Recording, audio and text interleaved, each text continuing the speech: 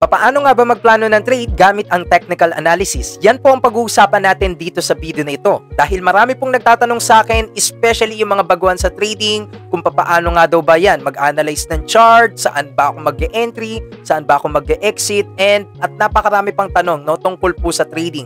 Kaya naman, panoorin mo ng buo ang video na ito para nang sa gayon ay marami kang matutunan dito.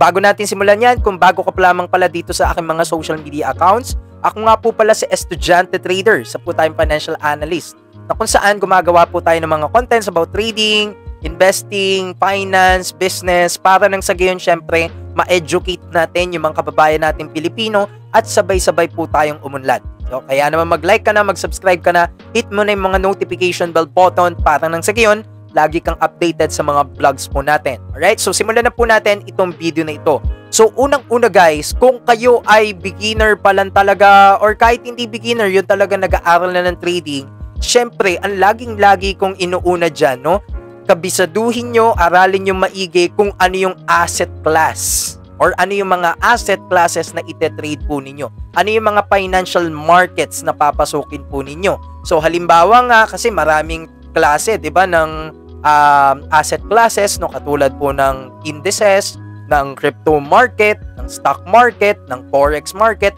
So dapat guys, syempre naman bago kayo mag-trade, number one, kailangan alam nyo muna kung saan kayo magte-trade. Hindi yung porket sikat ang crypto ngayon, bull run, dito na agad kayo sa crypto, no? So may binabagayan po yan. It definitely suits people, no? Kung suitable ba siya yung trading na yon para sa inyo. Okay? So number 2, but beside that, halimbawa, coach, alam ko na yung market na ite-trade ko, stock market, crypto market, forex market.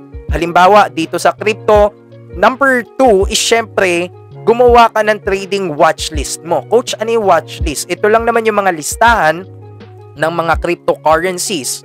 Kung sa crypto ka man nagte-trade, ito yung mga listahan ng mga cryptocurrencies na sa tingin mo, base sa insights, analysis mo, diba? Na ito yung may potential, ito yung pwedeng mag-breakout, ito yung pwedeng umangat at mag-bull run talaga.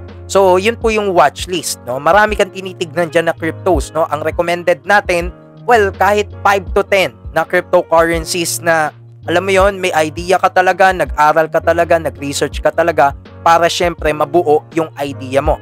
Coach, ano na yung next step? Number 3 is, syempre, isa-isa mo yung, yun nga, i-analyze, isa mo yung aaralin. So, halimbawa nito, mga nagtatanong coach, paano ba magplano ng trade? Halimbawang, alam ko na yung market na ite-trade ko, may watchlist na ako, paano ako mag-a-analyze ng chart? So, ganito po yan. Let's say, itong chart na to, Solana USDT, actually, trinade ko itong mga nakaraan, pero sell short, market timing lang ako. Pero dito sa example natin na to, let's say buy long. Ibig sabihin, yung spot trading, kikita ka pag umangat, may malulugi ka pag bumaba. So ang tanong nga, paano natin mai-spotan ito? 'Di ba coach, tumaas na yung chart, tama naman. So pero ang ituturo ko ngayon, bago pa man tumaas, paano ka magkakaroon ng idea? Paano mo makakatch yung opportunity na yun bago pa siya lumipad, So unang-una muna dito guys, from a technical perspective na tayo, So makikita natin dito, syempre, halimbawa, hindi pa nga umaangat yan, punta ka muna sa mismong base. Pag sinabing base, medyo i-zoom out mo yung chart for you to be able to know. Number 3, yung trend analysis. Okay, 'di ba? May watchlist ka na, napaka-importante sa charting, syempre yung trend. 'Di ba? Coach, ano ba yung trend? It is the direction of the market. Ito yung nagtuturo sa presyo kung saan siya papunta. So, ang ibig sabihin nito, kung mapapansin mo dito, hindi pa man nagbe-breakout, ano yung trend niya? Hindi naman siya ganun pababa, hindi rin naman ganun pataas. There is, in between of the support line or support area and the resistance area, which is what? Sideways po ang trend nito. So, ngayon, coach, halimbawa, sideways siya. Ano yung pwede kong gawin? Ano yung mga pwede kong pagbasihan para nang sa gayon, syempre, is makapag-entry ako. Saan ba yung possible na entry point ko dyan? So, unang-una, yan muna, you have to identify those areas, those support and resistances levels na akala natin basic, pero napaka-significant and crucial niya sa pagte-trade. Okay, pwede namang isama yung week sa baba, but most commonly yan yung tinatamaan na levels, right? So, dito masasabi natin na sideways at this time. Pero, unti-unti na nga nag-breakout. Dito makikita natin na medyo dinecline near the resistance area. Ngayon, ano itong strategy na ito na tinuturo ko sa inyo, no? Which is the momentum strategy, momentum approach ng pagte-trade. Momentum trading basically. So, ang momentum trading, it states that, every time na magkakaroon ng breakout ng momentum, ng buying pressure, ng demand na mas malaki kaysa sa supply, ang sinasabi dito ay pwede tayong bumili. Kasi demand creates more demand. So, ang sinasabi natin dito is maghahanap tayo ng mga charts, ng mga opportunities na nag-breakout na talaga.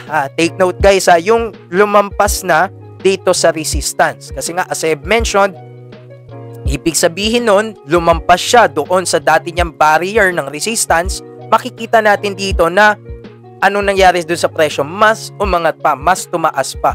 So with that being said, kung bumili ka dito sa pag-breakout nga or momentum trading strategy, makikita natin dito na ang possible profit mo ay in 10 days, let's say in 10 to 11 days, ay makikita natin dito nasa around 25 to 26% po. Roughly around that estimation base dito sa data natin. So ngayon, makikita natin dito na kung ganun yung strategy na ginagawa mo, that definitely wala namang 100% na strategy or na sistema. Siyempre, may mga fake out pa rin, may mga hindi ka pa rin sigurado, pero ang sinasabi ko lang dito, mas okay na yung may ginagawa kang tama, alam mo yung ginagawa mo, nire-research mo talaga, malinaw sa'yo, kesa naman pumapasok ka dito sa trading ng totally zero knowledge ka, hindi mo alam ginagawa mo, nanguhula ka lang, nakarely ka sa iba, wala kang risk management. Yung 5 na yon is deadly sins, kumbaga sa trading, no? So kaya ang point natin dito kailangan po, syempre alam mo yung ginagawa mo, familiar ka sa tinetrade mo, 'di ba? So nagte-trade ka ng crypto, hindi mo alam totally kung ano yung crypto, 'di ba? May mali, there's something wrong.